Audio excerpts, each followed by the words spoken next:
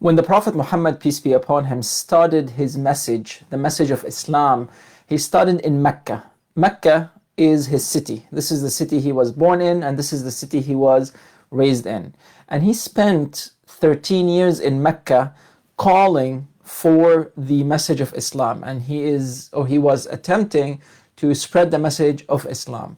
It was not a very easy task, because the people in Mecca, the governing elites in Mecca, they saw Islam as a threat, and not as a threat from the perspective of a violent threat, but as a threat because it is moving society from one normative understanding to another normative understanding. Which means that the people who are elites in Mecca, who are masters in Mecca, and they have slaves, and then they have power over other people and other nations, they did not like the concept of equality, for example. They did not like the idea that they have to abolish slavery. They did not like the idea that they can sit with the poor on the same table and eat, or they can stand in prayer beside people who are less of elite and pray with them. All these concepts of equality, of abolishing oppression, abolishing the idea of different classes in society, the idea of not stealing, the idea of not cheating in trade, these concepts that change society from the perspective where only a few have the power to a perspective where everybody is equal, they saw that as a threat.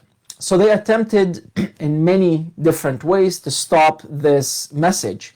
And one of the ways was to get physical with the Muslims. As a matter of fact, they tortured and killed some Muslims just in order to deter others from accepting this message of Islam. And it got really, really, really hard for the Muslims in Mecca. I mean, they were ostracized, they were being tortured, they were being chased, their money was being taken, they were being pushed away, all those stuff. And those companions of the Prophet, peace be upon him, the ones that have accepted Islam, they came to the Prophet, peace be upon him, and they asked him, why don't we just carry our swords and fight back? Like, why are we being so peaceful? And when we read the biography of the Prophet, peace be upon him, every step in it is something that we can learn. And we can learn not just for the context that is in the past, but for the context that is present as well.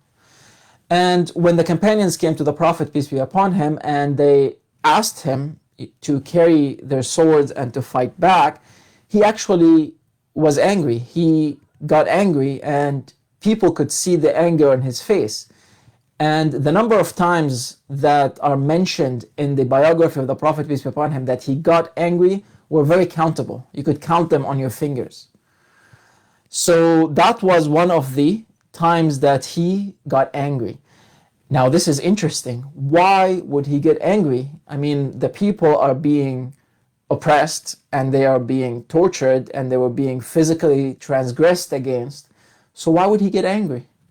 He, as a matter of fact, shouldn't he have supported that self-defense proposal?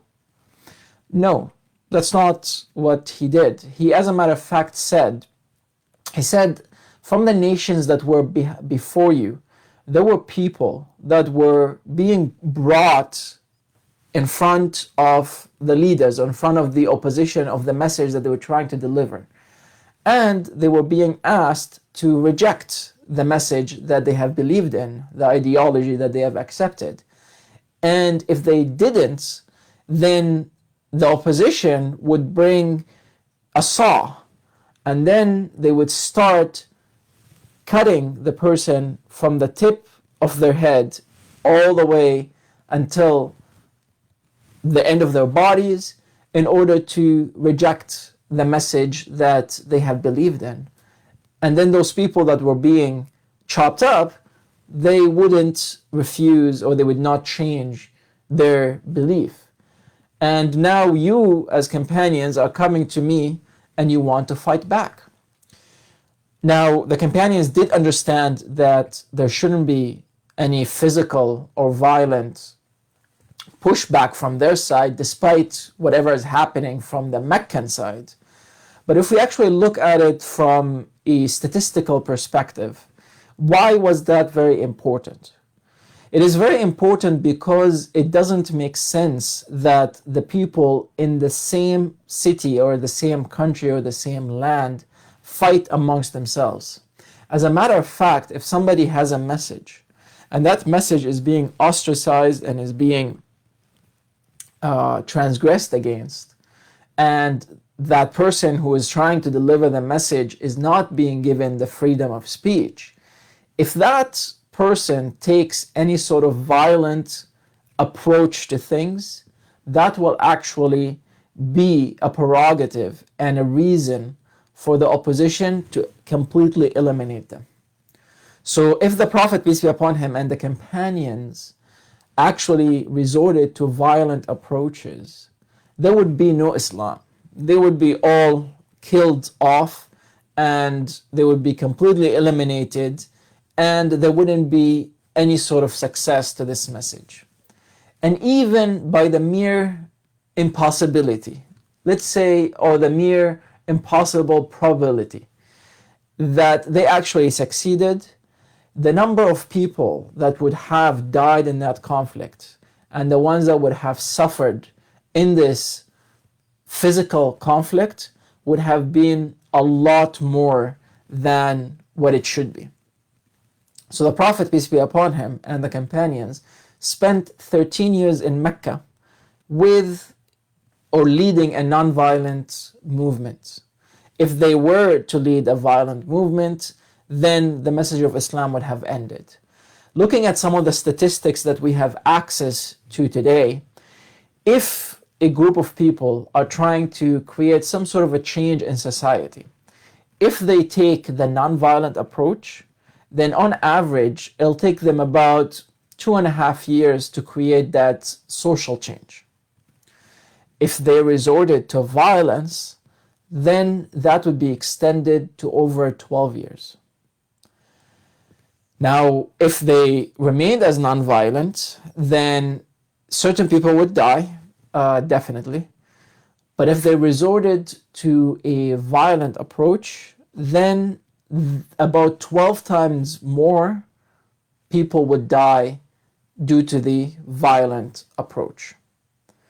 So it is very important when we study the biography of the Prophet, peace be upon him, is to not only study it from a spiritual perspective, but also to study it from a political, social, and economical perspective.